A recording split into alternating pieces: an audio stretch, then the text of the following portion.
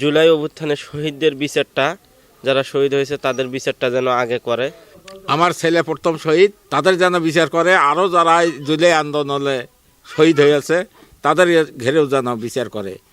তারেক রহমান ক্ষমতায় যদি আসে, তাদের কাছে এটা আকুল আবেদন, দাবি জানাই। তারেক রহমান আমার বাড়িতে আসলে আমি অত্যন্ত খুশি।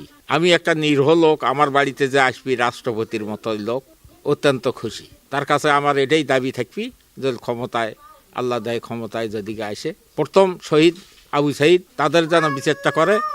আর যারা যদি আন্দোলনে আরও মায়ের ঘেরে বুক খালি হয়ে গেছে, তাদের ঘেরেও যেন কড়াকড়ি বিচার করে। আমার ভাই তারেক রহমান আসবে গেছে আবু সাইদের মা বিষয়ে যদি আমার ছেলের কবর জিয়ারত করে, যতটুক শহীদ হয়ে গেছে তার আমি জানি বিচারটা পাই। আল্লাহ জানি কবুল জল করায়, তাদের হয় জলি তা আমার জানি সবার। রহমানুর রহিম, আসসালামু আলাইকুম। বিএনপির ভারপ্রাপ্ত চেয়ারম্যান তারেক রহমান দীর্ঘ 17 বছরের অধিক সময় এই স্বৈরাচারের রোষানলে পড়ে দেশের বাইরে থাকা লাগছে। অবশেষে এই জুলাই গণ অভ্যুত্থানের যে সাহসী এই যোদ্ধাদের আত্মত্যাগ, শহীদ আবু সাইদ সহ তার সহযোদ্ধা যারা ছিল শহীদ হয়েছে, তারা সহ যারা শহীদ হয়েছেন এবং অনেকে আহত হয়েছেন, অনেকে পঙ্গুত্ব বরণ করেছেন, তাদের আত্মত্যাগের বিনিময়ে আজকে উনি এই স্বৈরাচার মুক্ত বাংলাদেশে পা রেখেছেন গত 25শে ডিসেম্বর। তো উনি এই জুলাই গণ অভ্যুত্থানের প্রথম শহীদ আমার ছোট ভাই আবু সাইদের কবর জিয়ারতের উদ্দেশ্যে রংপুর আসবেন। তো আমরা চাই যে আমরা পূর্ববর্তীতে যে আমরা একটা স্বৈরাচারী সিস্টেম দেখছি, একটা শাসন ব্যবস্থা দেখছি, আমরা এটা নতুন করে আর দেখতে চাই না। একটা নতুন সুস্থ ধারার রাজনীতি দেখতে চাই।